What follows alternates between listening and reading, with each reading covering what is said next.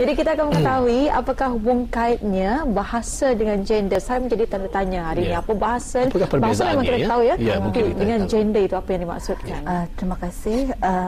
Terlebih dahulu, Assalamualaikum warahmatullahi wabarakatuh dan selamat berpuasa, menjalani ibadah puasa.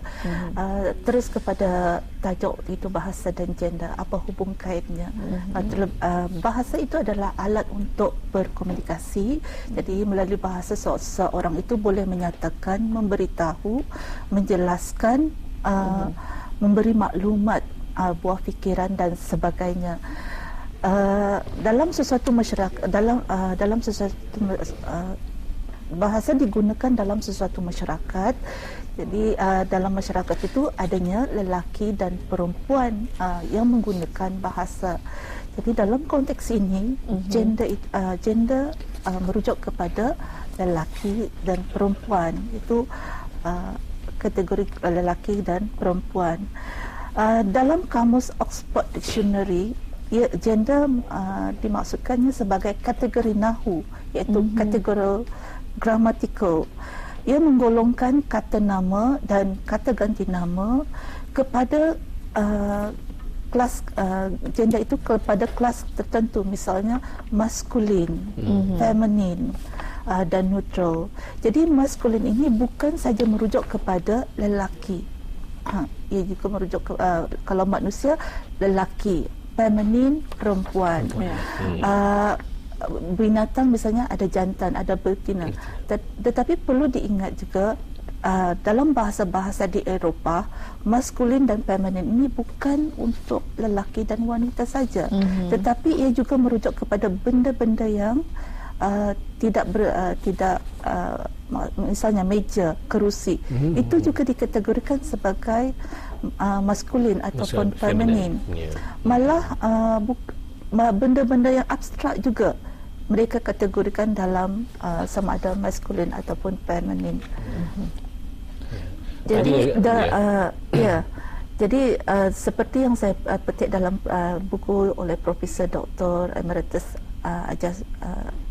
Asma Haji Omar, misalnya lima Gaizen, bermaksud kedai, itu dikategorikan sebagai maskulin. Le maison dalam bahasa Perancis, le maison, rumah benda yang konkret, tapi dikategorikannya sebagai feminin. Jadi di sini bukan dalam bahasa Perancis dan Jerman bukan saja untuk jantina, lelaki dan perempuan, tetapi juga kepada benda-benda yang bersifat konkret dan abstrak. Misalnya dalam bahasa Jerman, bulan dikategorikan sebagai maskulin. Jadi dalam bahasa Melayu kita ni sempitkan, maksudnya gender itu hanya berujuk kepada jantina, jenis kelamin, iaitu maskulin dan feminin. Ini ada sebabnya.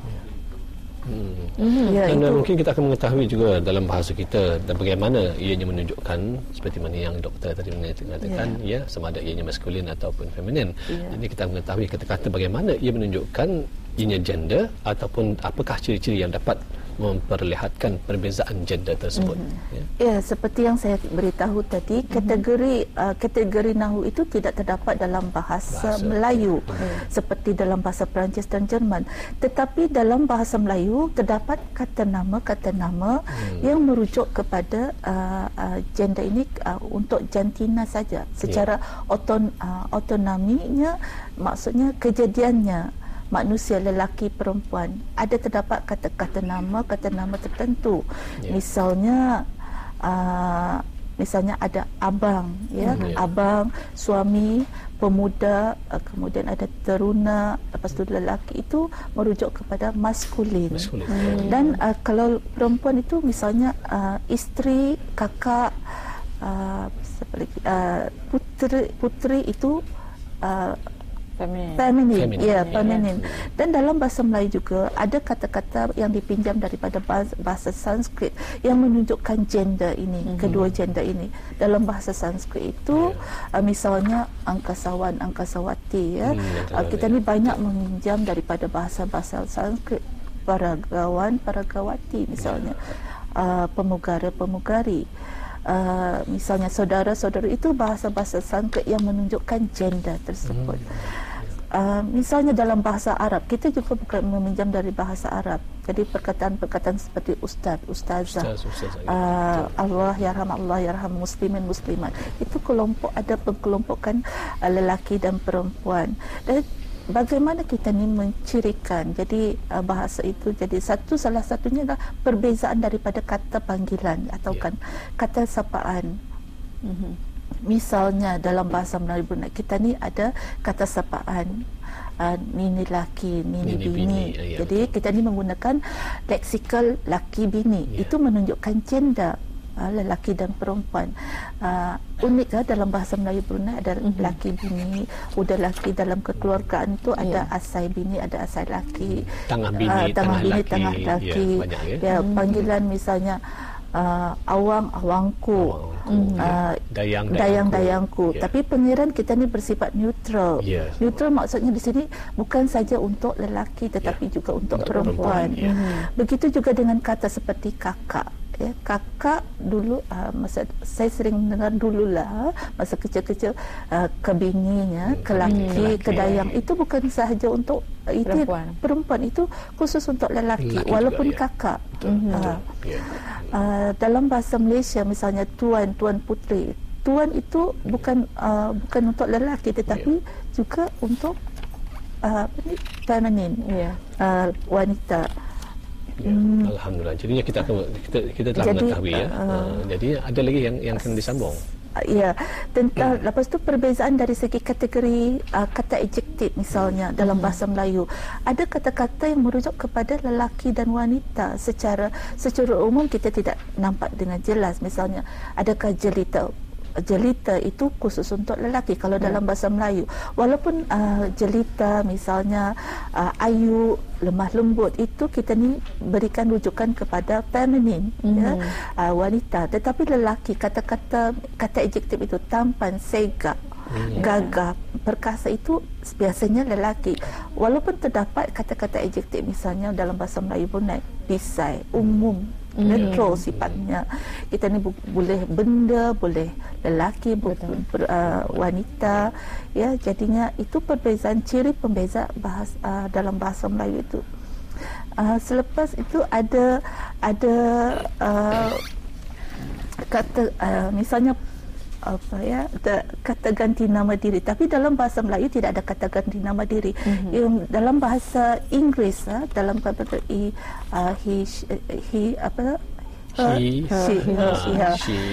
her, him itu her, is itu, her, his itu kepunyaan. Itu menunjukkan perbezaan. Tapi dalam bahasa Melayu hanya nya penggunaannya. Tapi dalam bahasa Inggeris ada perbezaan gender. Maksudnya kolorasi antara membezakan lelaki dan wanita, feminin ataupun maskulin. Kalau kita ni lihat juga dalam bahasa Arab, dari segi bunyi ia membezakan sama ada lelaki atau perempuan. Perkataan itu perbezaannya dari segi kalau kita ni bahasa Melayu ustaz, ustazah itu, tapi dalam bahasa Arabnya ada ustazatun, ada bunyi di ujung, ada bunyi juga, perubahan. Kalau untuk perempuan juga ada, untuk lelaki juga ada.